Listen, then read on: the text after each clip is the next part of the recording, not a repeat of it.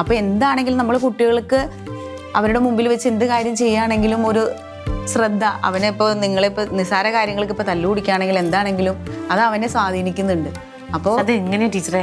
ഒന്ന് പറഞ്ഞ രണ്ടാമത്തിന് രണ്ടും കൂടി തല്ലുപിടിക്കും. നിങ്ങൾ വഴക്കൂടായിരിക്കണം. അല്ല ആര് തല്ലുപിടിക്കാതിരിക്കണോന്ന്? നിങ്ങൾ രണ്ടുപേരും. ഇതാണ് ഇപ്പൊ തന്നെ നിങ്ങൾ ഇങ്ങനെ ചെറിയ ചെറിയ കാര്യങ്ങൾക്ക് ഈ ക്ലീറ്റ് നാഴികക്ക് 40 വട്ടം പറയും പോലീസായ എന്താടാ കാര്യം, പഠിച്ചിട്ട് എന്താടാ കാര്യം, നീ എന്നെ അതിനനുസരിച്ച് തിരിച്ചു പറയും. ഞാൻ രാഷ്ട്രീയക്കാരൻ ഇവനെ കളിയാക്കുന്നതാണ്, അല്ല രാഷ്ട്രീയക്കാർക്ക് വിദ്യാഭ്യാസം ഇല്ലെന്നിട്ടല്ല, അവരെല്ലാം നല്ല വിദ്യാഭ്യാസമുള്ളവരാ. നമ്മൾ ഈ പറഞ്ഞ മാതിരി ഇതൊക്കെ അങ്ങോട്ടും ഇങ്ങോട്ടും വെറുതെ നേരം പോക്കിന് പറയണതാണ്, അല്ലാതെ മനസ്സിലൊന്നും വെച്ചോണ്ട് പറയണല്ല. നിങ്ങളിപ്പോൾ ഇതിനെ കുറിച്ച് ആലോചിച്ചൊരു ടെൻഷൻ അടിക്കേണ്ട കാര്യമില്ല. ഇവന്റെ ഈ പ്രായത്തിലുള്ള വികൃതി അത് എല്ലാ കുട്ടികൾക്കും ഉള്ളതാണ്, അത് നമുക്ക് മാറ്റിയെടുക്കാന്നേ. ടീച്ചറെ പറഞ്ഞും വിചാരിക്കണ്ട, ഞാൻ തിരക്കാണെന്ന് എനിക്കറിയാം.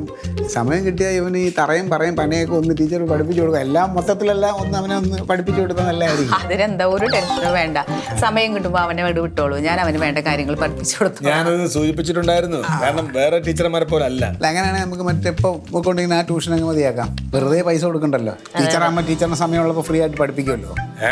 ഹലോ, അത് നടക്കൂല. ഞങ്ങള് കുറെ കുട്ടികളെ എങ്ങനെയെങ്കിലുമൊക്കെയാണ് അഡ്ജസ്റ്റ് ചെയ്ത് കൊടുത്തിരിക്കുന്നത്. അയ്യോ അതൊന്നും അതിന്റെ ഒന്നും ആവശ്യമില്ല. കെയർ ഓഫിലല്ലോ.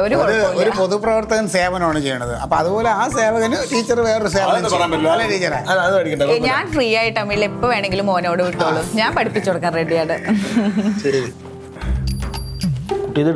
എടുക്കാം. കുട്ടിയെ ടീച്ചറാ. ടീച്ചർ കുട്ടി എന്തായാലും ടീച്ചർ വന്ന് നന്നായി. തക്കുടുവിൻ്റെ കാര്യത്തിൽ ഒരു ശ്രദ്ധ ഉണ്ടാവണം. ടീച്ചർ പറഞ്ഞ പോലെ തന്നെ ഒഴിവുള്ളപ്പോൾ ടീച്ചർ പറഞ്ഞാൽ മതി, ഞങ്ങൾ ആരെങ്കിലും ഒരാൾ കുട്ടീനെ കുറച്ച് നേരം ടീച്ചർ എടുത്ത് കൊടുന്നാക്കാം. ഞായറാഴ്ച അങ്ങോട്ട് കൊണ്ടില്ല.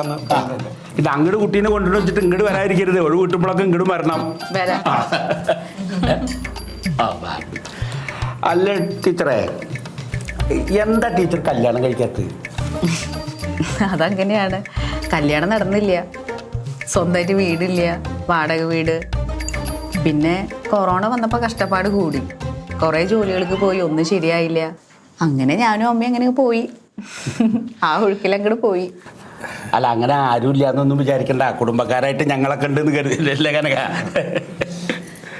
അല്ലേ ഇപ്പോൾ കുറച്ച് പ്രാരാബ്ദങ്ങളൊക്കെ കുറഞ്ഞു. കനക സാറിനെ അന്ന് കണ്ടതിന് ശേഷം കുട്ടികളൊക്കെ വരാൻ തുടങ്ങി. പിന്നെ അമ്മയുടെ അടുത്ത് തന്നെ ഇപ്പോൾ ജോലി ചെയ്യാമല്ലോ, അതിനോടൊരു സൗകര്യം കൂടി ആയി.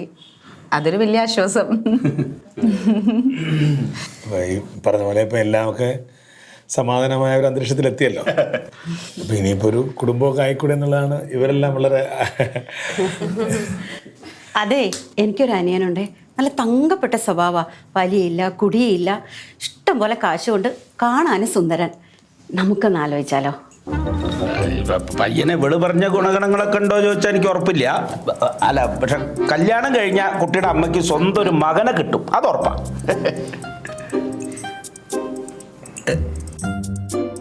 ഒന്നാലോചിച്ചാലോ?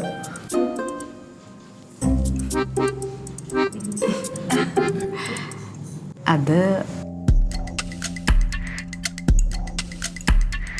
ഞാനിപ്പോൾ പെട്ടെന്ന്